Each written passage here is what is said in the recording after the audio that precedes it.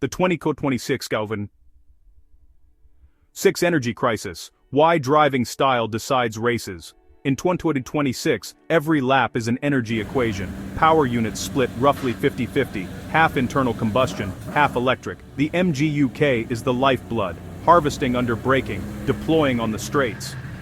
Drain it early, and your rocket ship turns into a tractor by the next sector. Here's the new truth. Every steering input and every ounce of lateral load taxes the battery. Manage the tax, and you buy lap time. Mismanage it, and you pay. Immediately. Geometry of speed. U versus V. Think of two philosophies. The U line keeps a high minimum speed, sweeping, graceful arcs that load the tires for longer.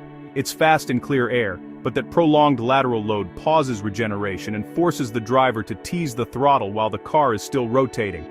Now the V line, brake late, rotate sharply, and square off the corner. You trade a touch of minimum speed for a shorter time and yaw. That shift in geometry can create roughly a 15% swing in energy use across a lap, because less time spent leaning on the tires means less lateral energy tax, and a cleaner window to harvest and then deploy. Picture a driver who favors the U-line, high corner speed, silky steering, tires humming on the limit. It looks efficient, but the battery sees it differently. With the brakes released earlier, regeneration stops sooner, and the car leans on electrical power to sustain that speed mid-corner.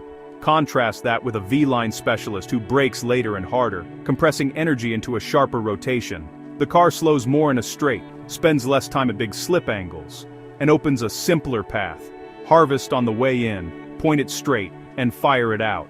Trail braking as the energy trigger. Later, harder braking creates a big kinetic spike for the MGU-K to harvest. With left foot finesse, that harvesting can persist fractions of a second deeper toward the apex. Done right, you arrive at rotation with a battery that's healthier, and front tires that aren't overheated from long lateral load.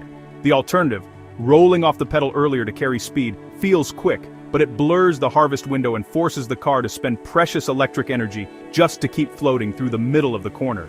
The golden ticket exit, the fastest exit in 2026, is simple to describe and hard to execute. Straighten the wheel sooner. When the car is pointed, traction vectors align, wheel spin risk drops, and the MGU-K can deploy aggressively without wasting electrons into sliding rubber. The U-line, still turning on the throttle, must feather. Electrical efficiency falls, tire temperature rises, and the battery arrives at the next straight a little poorer. The V-line? Rotate, straighten, go. Energy in, lap timeout. The Macarena, rear wing. The active rear wing now transitions to high downforce under braking in about 0.4 of a second. If you're still steering hard when that aero balance shifts, the rear can feel nervous right when you need stability. The V-line straight line braking lets the wing settle cleanly before rotation, giving a planted platform to pivot the car. The more you minimize steering during the transition, the more consistent your aero, and the more predictable your harvest. The human CPU. The fastest drivers create clean phases, brake straight, rotate sharply, exit straight.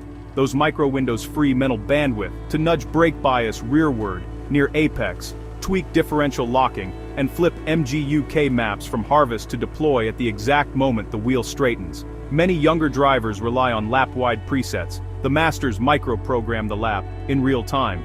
1 corner 3 modes, no wasted thought. Put it together. The V-line reduces lateral tax, extends the harvest window, smooths the wing transition, and unlocks earlier, cleaner deployment. The U-line carries speed, and looks elegant, but it spends more battery when it matters most. In 2026, efficiency is speed.